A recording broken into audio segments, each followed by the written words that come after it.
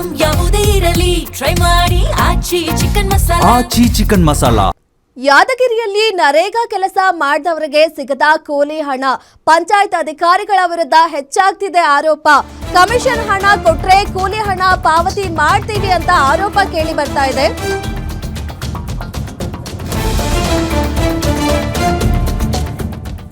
ಯಾದಗಿರಿಯಲ್ಲಿ ನರೇಗಾ ಕೆಲಸ ಮಾಡಿದವರಿಗೆ ಕೂಲಿ ಹಣ ಸಿಗ್ತಾ ಇಲ್ಲ ಅನ್ನೋ ಒಂದು ಆರೋಪ ಕೇಳಿ ಬರ್ತಾ ಇದೆ.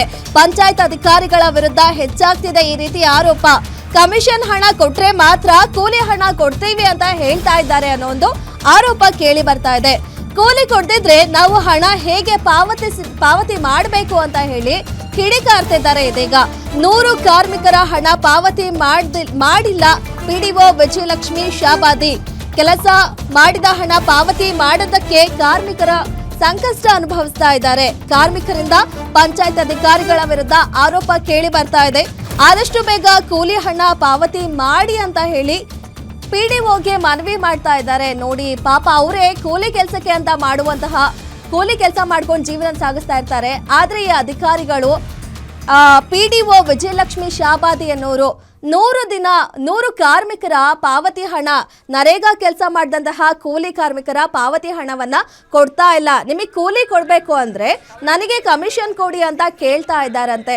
ಇನ್ನು ಅವರು ದಿನ ಕೂಲಿ ನೆಚ್ಕೊಂಡು ಜೀವನ ಸಾಗಿಸ್ತಾ ಇರೋರು, ಅವ್ರು ಎಲ್ಲಿಂದ ಇವ್ರಿಗೆ ಕಮಿಷನ್ ಕೊಡಕ್ ಬರ್ತಾರೆ? ಹಾಗೂ ಅವ್ರು ಹೇಳ್ತಾ ಇರೋದು, ನೀವು ಹಣ ಕೊಡ್ತೆ ನಾವು ಹೆಂಗೆ ನಿಮಗೆ ವಾಪಸ್ ಕಮಿಷನ್ ಕೊಡೋಕ್ಕಾಗತ್ತೆ ಅಂತ ಕಿಡಿಕಾರ್ತಾ ಇದ್ದಾರೆ, ಆರೋಪ ಮಾಡ್ತಾ ಇದ್ದಾರೆ. ಆದಷ್ಟು ಬೇಗ ಹಣ ಕೊಡಿ ಅಂತ ಮನವಿ ಮಾಡ್ಕೊಳ್ತಾ ಇದ್ದಾರೆ.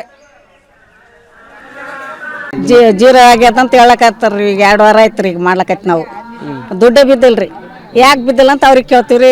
ಆಗ್ತಾವ ದುಡ್ಡು ಆಗ್ತಾವ, ನೀವು ಯಾಕೆ ತಪ್ಪಲಿ ಬಿಡ್ತೀರಿ, ದುಡ್ಡು ಬೀಳ್ತಾವ ಅಂತ ಅವ್ರು ಅಂತಾರ. ಇನ್ನ ಬಿದ್ದಿಲ್ರಿ. 2 ವಾರ ಆಯ್ತ್ರಿ, ಬಂದೇ ಇಲ್ರಿ. ಮಳೆ ಇಲ್ಲ ಏನಿಲ್ರಿ. ಮಳೆ ಇಲ್ಲ ಏನಿಲ್ಲ. ಬೆಳೆ ಎಂಬುದು ಒಣಗ್ಲಕತ್ತಾವ್ರಿ. ಬಿತ್ತಿದ ಬೆಳೆ ಎಲ್ಲ ಬದುಕದ್ರಿ. ಅದ್ರನಿಂದ ದುಡ್ಡು ಇಲ್ದಂದ್ರೆ ಎದ್ರನಿಂದ ಬದುಕದ್ ನಾವು. ನಾವು ಒಂದು 20-30 ಮಂದಿ ಇವ್ರಿ. 30 ಮಂದಿ ಆಗ್ತೀವ್ರಿ. ದುಡ್ಡು ಕೊಡಲ್ಲ ಉಂಟಲ್ಲ, ಹೆಂಗ್ ಮತ್ತೆ ಮಾಡ್ಬೇಕ್ರಿ? ನೀವು ಎಲ್ಲರೂ ಮಾಡ್ಬೇಕು. ಎಲ್ಲರೂ ಏನಿದ್ದು ಅರ್ಜಿ ಕೊಟ್ಟು ಮಾಡಿಬಿಡ್ಬೇಕು.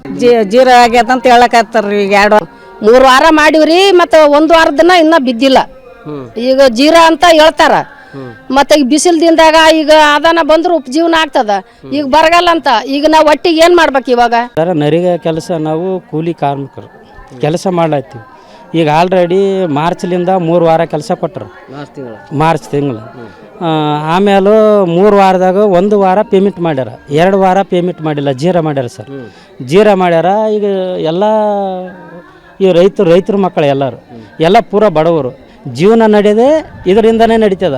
ಒಬ್ಬೊಬ್ಬರಿಗೆ ಮನ್ಯಾಗ ಯಾರಿಲ್ಲ. ಸರ್, ಇದು 5ರಿಂದ 11 ತನಕ NMR ಜನರೇಟ್ ಮಾಡಿದ್ದೀವಿ ಸರ್. ಈ 11 ನಂತರ 1 ವಾರದ ಅವಧಿಯಲ್ಲಿ ನಾವು ಇದಕ್ಕೆ MIS ಮಾಡಿ FTO ಜನರೇಟ್ ಮಾಡಿ, ಫಸ್ಟ್ ಸಿಗ್ನೇಚರ್ ನಾನು ಮಾಡ್ತೀನಿ, ಸೆಕೆಂಡ್ ಸಿಗ್ನೇಚರ್ ನಮ್ಮ administrator AD NREGA Mallanna sir ಅಂತ ಇದ್ದಾರೆ ಸರ್.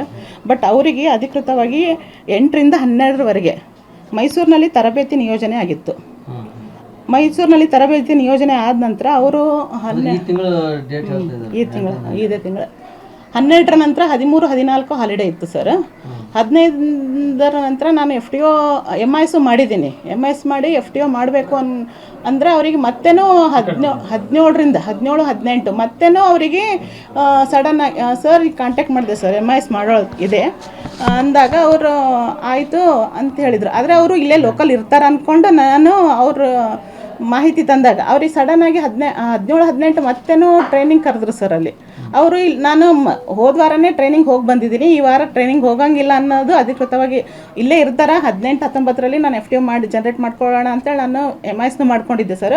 ಬಟ್ ಅವ್ರು 17, 18ಕ್ಕೆ ಮತ್ತೇನೂ ಟ್ರೈನಿಂಗ್ ನಿಯೋಜನೆ ಮಾಡಿದಾಗ ಅವರು ಕ್ಯಾನ್ಸಲ್ ಆಗಲಿಲ್ಲ ಅಂತ ಸಡನ್ನಾಗಿ ಅವ್ರು ಮತ್ತೇನೂ ಮೈಸೂರಿಗೆ ಹೋದ್ರು.